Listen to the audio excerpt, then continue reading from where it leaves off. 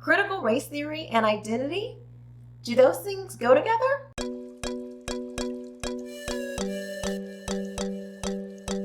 What's up, everybody? I'm Quisha King. Welcome back to my channel. And today we're going to be talking about how critical race theory and identity tie into each other. So, of course, I've been hearing, critical race theory really isn't being taught, and critical race theory is not what you think it is. You don't know what critical race theory is. Okay, yada, yada, yada. I've explained myself. Let's move on. I want to talk about how critical race theory ties in with identity. Of course, we know Kimberly Crenshaw, she is responsible for the intersectionality portion of critical race theory, which is the idea that we're all in different groups. The white heterosexual male, you guys already know that they are the majority people that exist. And then we have everyone else. You have the white woman who is, I don't know, a lesbian or something. So she goes into like a lesser category than, say, like a black man who's heterosexual. Because if you're, by virtue of you being a man and heterosexual, you overlap with the hegemonic, the majority class. So since the majority class by them is deemed, the white men, a black man, he has sort of one victim status, basically, which is being black, and according to them. And so the more identity groups you fall into, the more victimhood you face, the more oppressed you are. In a recent clip, I'm going to play, when Caitlyn Jenner interviewed with Sean Hannity, Caitlyn states that trans people are the most marginalized people. And so my whole life I struggled with this issue. I snuck around. I wasn't honest with myself, a lot of times not honest with other people. And that all changed when I finally had my final conversation with God.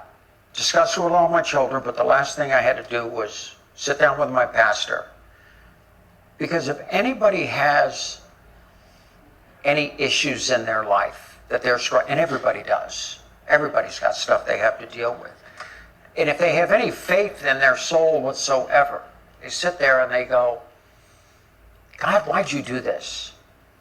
Why is this issue for me of identity in my head 24 hours a day, every day, 365 days out of the year? You can't take 2 aspirin, get plenty of sleep, wake up the next morning, and you're fine. It's just always there. It's who you are.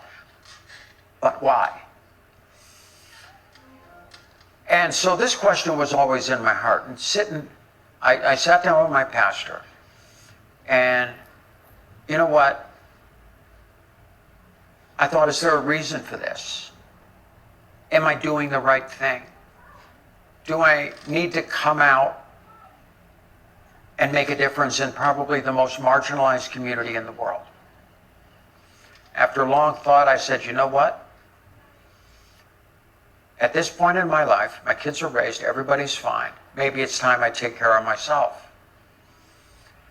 Because when that day comes and you go up to the pearly gates and you're walking up the stairs and you're seeing God in front of you, and you just ask that question, did I do a good job? Did I do the right thing? And just hope he says, hey, come on in. I did a good job. So that's what my life's been about. I'm just trying to be myself, and I can be myself now. I couldn't do it before because I have too many secrets in my book, Secrets of My Life. I got all my secrets out. I have no secrets anymore. And I just wake up and be myself all day. But I still feel like I'm doing the right thing. And that's the most important thing. Yeah, and I think when I get up there that day, hopefully I'm in. After watching Caitlyn Jenner talk about this, it got me to thinking. Identity is all the rage these days. You got black, white, gay, trans, all these things. And when Caitlyn was talking about who I really am, I started thinking about identity and how this thing is much bigger. In my own testimony, I talk about how God revealed to me that my skin color had become an idol in my life. and that I was seeing myself more through being Black and a woman, probably, and not just in Christ. And so I really started to think about my identity and who I was, and God was showing me, you're letting society's idea of who you are define you, and you're just forgetting who I have already told you that you are. So this was a very transformative moment for me, because I realized that it was true. I had lifted up my skin color as an idol. Everything was black, black, black, black, black. I'm black, y'all, and I'm black, y'all, and I'm blacker than black, and I'm black, y'all, blacker than black, black, I'm blacker than black, yo, because I'm black and I'm back. I saw everything through blackness. It came to even my faith. Like, I would put my faith to the side to stand up for my blackness. And so that's a real problem. That's not a good idea. On one hand, Caitlyn Jenner admits, like, this is all you think about. You're struggling with your identity. It's like you can't get rid of it. It just becomes a part of you. It was almost like, whatever makes me feel better, that's what I'm going to lean into. So you see this tug of war that Caitlyn Jenner is going through. It's like, okay, well, I know I'm a man. I am struggling with these thoughts and feelings of like I'm in the wrong body and all these things. And on the other hand, Caitlyn is struggling with like the idea of, but this is who you are. So you have two competing ideas. One is that you're a man and this is who you are. Clearly you have all of these expressive ways to prove that you're a man. And then you have these thoughts that are becoming more and more controlling over your everyday life. And so it was interesting to me that instead of Caitlyn saying, I have all this exterior evidence that I'm a man. I've given life. I have all the exterior evidence. That evidence is not good enough. I feel better leaning into this side. I don't have any proof that I'm a woman. I just feel like I am. And it makes me feel better to embrace this. And so in Caitlyn's mind, the war was won by leaning into being a trans woman and not who God had made him. Caitlyn thinks that it was a win because I now embrace this idea that I'm a woman. But you really didn't win. You let the identity of society tell you who you were and your own thoughts and all these things, instead of all of this evidence that points to you are a man. And so it just made me think about how critical race theory can be so damaging, especially to young children, when they are told that if you're in this group that's outside of the majority, the male majority, you're a victim. You're in a permanently oppressed status. And anyone outside of that, you're in a permanent oppressor status. I don't think we realize like what that will do to children who grow up thinking that they just have no way to succeed in America today.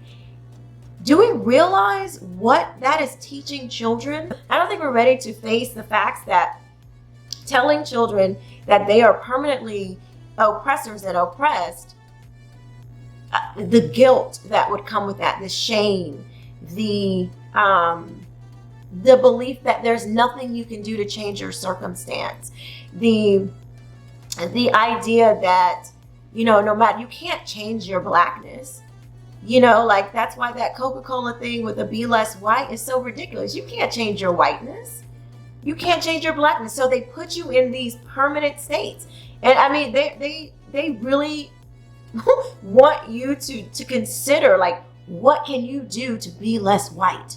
Or what can you do to embrace your blackness and all of these things. And it's like, these are not helpful mind states.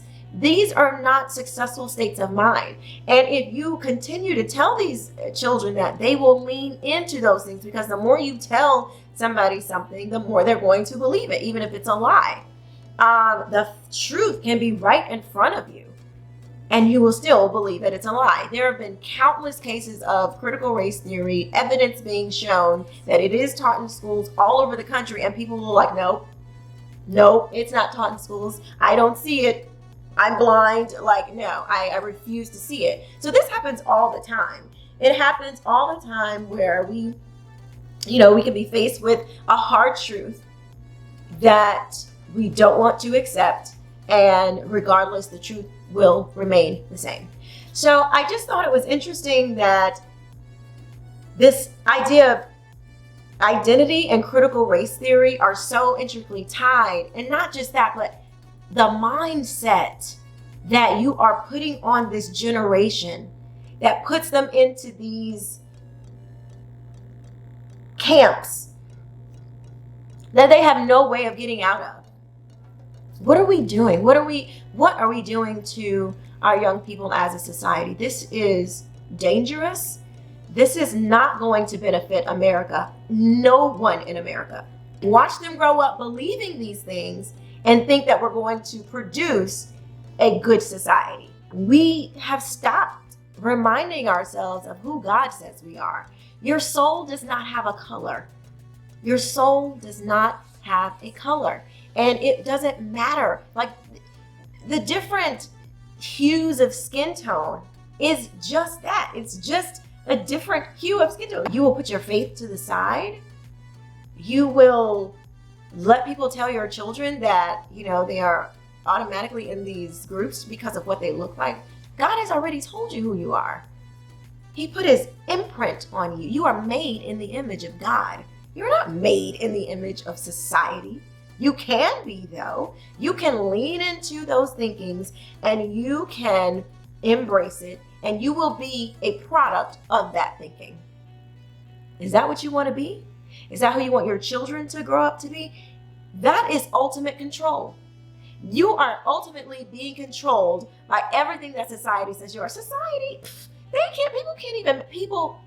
it is men out here who think they are women, and you are ready to be defined by what society says you are. The creator of the entire universe has already told you who you are. So whatever they say means it makes no difference. It's of no effect, because you have the word from the true and living God, and that can't be refuted. You are made in his image, not societies, not these little made up intersectionality groups, not these racial groups, not these, sexual preference groups. You are more than that. You are more than what this exterior thing. But they just want to sum you up, sum us up, put us in groups. If you have comments on that, please let me know in the comment section below. If you're going to talk about, it's just teaching history, don't even comment, because that is not what critical race theory is. We've already been over that. You can go and read it for yourself. That is not what it is. Don't comment if that's what you think it is. I want to talk to people who are willing to have knowledgeable, intellectual conversations about what we would possibly be producing, what we most likely will produce if this mindset is forced upon children. So guys, thank you so much for watching. Let me know what you guys think in the comment section below. Please like, share, and subscribe, and I will see you next time. Bye-bye.